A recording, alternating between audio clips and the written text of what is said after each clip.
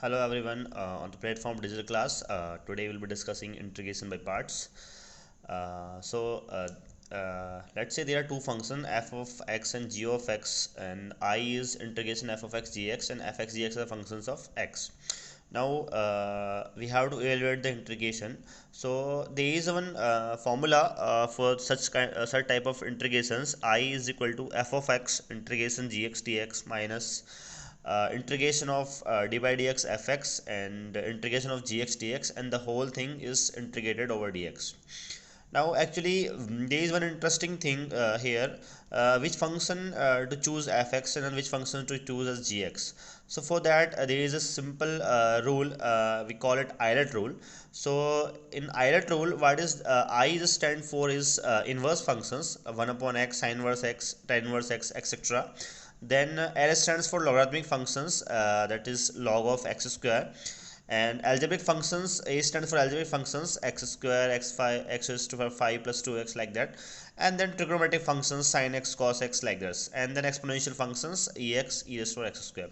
So that is the order Eilert. So what you have to do is you have to select f of x, which is coming first in this order.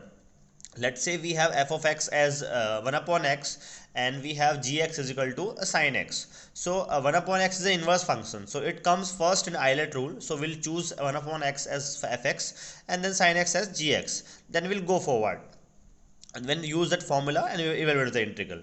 So just to make things clear, we see an example. So I is 2x cube and es over x square dx. We have to integrate this. So starting this, we can see that x square we can put as t, then 2x dx is dt. So so I we can rewrite in this form like I is equal to x square into 2x into es over x square dx.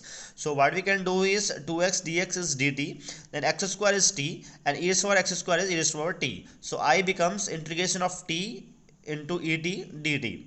So we can evaluate this integration as using our integration by parts. There are two functions. One function is t, other function is e raised to power t. So here you see that t is the algebraic functions a, and e raised to power t is your exponential functions. So if you see in the Eilert rule, so algebraic functions come here and exponential functions come here. So we'll take t as fx and e raised to power x square e raised to power t as your gx. So then we'll go forward. So if you see here, I is your t is over t. So here we will take f of t is equal to t and g of t as e raised to power t by Eilert rule. Then we'll proceed using the formula I is equal to f of x integration g of x dx minus integration of d by dx f of t integration gx and the whole integration of dx. So I becomes t e raised to power t dt minus d by dt of t e raised to power t dt dt, and we know that integration of e raised to power t is e raised to power t. So I becomes t into e raised to power t minus dt over dt is 1,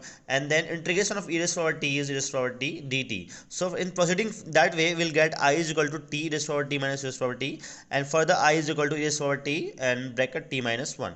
So when we put back t is equal to x square that we have taken, we'll get I is equal to e raised to power x square into x square minus 1. So this is the answer. If you have any confusion, just go through the video, it will be clear. And then there is one more question that I'm giving to you. This is I is equal to e raised to power x upon x dx. It is a very interesting question. You can try this question, and if you are able to solve this question, just let me know in the comment section. And if you like the video, please give it a thumbs up.